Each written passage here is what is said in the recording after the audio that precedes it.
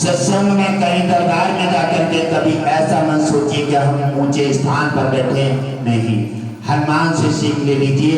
ये वीर हनुमान सबसे भक्ति को उन्होंने सार्थक कर दिया है। जहाँ सत्संग में जाएंगे, कहीं जाएंगे तो हमेशा घास पर, मिट्टी पर, पेड़ों के नीचे बैठ करके गुरु के पास सत्संग में, दरबार में, मंदिर में, तीर्थ में आप जितना नीचा स्थान लेंगे और जितना नीचा स्थान लेकर के समर्पित होकर के और लेट करके प्रणाम करेंगे, आपका जो अहंकार है वो मस्तक से गिर जाएगा। अहंकार जब तुम्हारा हटेगा तो आपके अंदर भाव की सैलाब आ जाएगी। आप समर्पित भाव से चरणों में समर्पित हो जाएंगे। वैसे ही गुरु कृपा आपके मथे के सेकंड नहीं, उसी से तुम्हारा कल्याण हो जाएगा। भगवान की जय हो।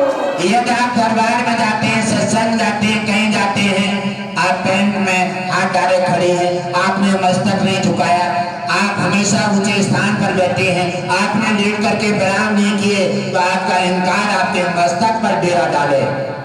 अहंकार कहीं का नहीं रखता। चाहे आप भगवान विष्णु के पास चले जाएं और चाहे गुरुदेव के पास कहीं भी चले जाएं, तीर्थ में जाएं, सत्संग में जाएं, मंदिर में जाएं, अहंकार कहीं का नहीं रखेगा।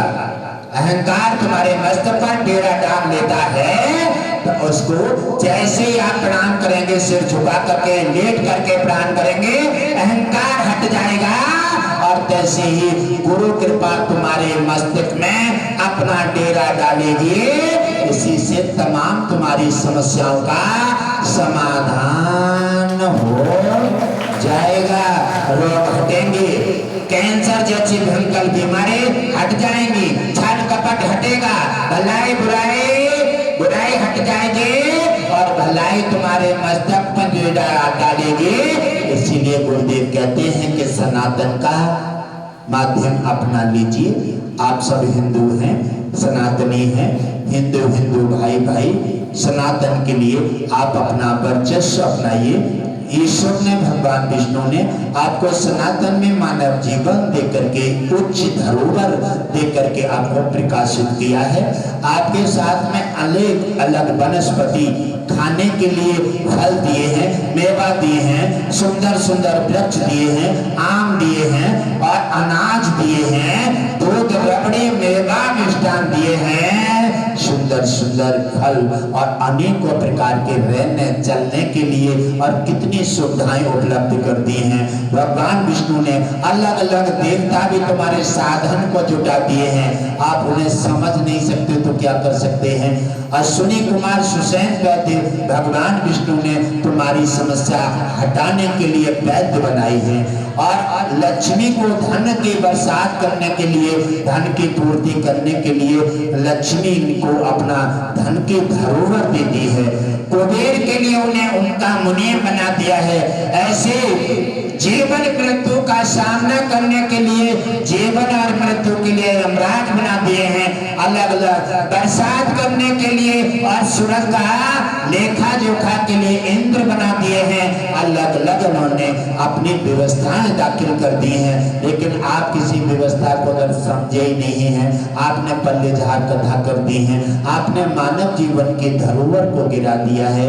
आपने ये समझे ही नहीं, क्योंकि शाकाहारी और मांसाहारी दोनों ही बनाकर ईश्वर ने अलग भेजे हैं। शाकाहारी जो होता है उसके कोई नाखून नहीं होते और मांसाहारी होता है, जैसे शेर मांसाहारी है, कितने कितने बड़े नाखून होते हैं। और गाय जो है शाकाहारी है, उसके केवल खुर होते हैं लेकिन नाखून नहीं होते। और कुत्ता मांसाहारी है, बिल्ली मांसाहारी है, इनको अलग बना दिया है ईश्वर ने। और तुम्हें कितना अच्छा बनाकर भेजा है, सुंदर आंखें दी हैं, विचार दिए हैं और गुरु के फिर गुरु उतारे हैं धरती पर तुम्हारे लिए मार्ग देने के लिए।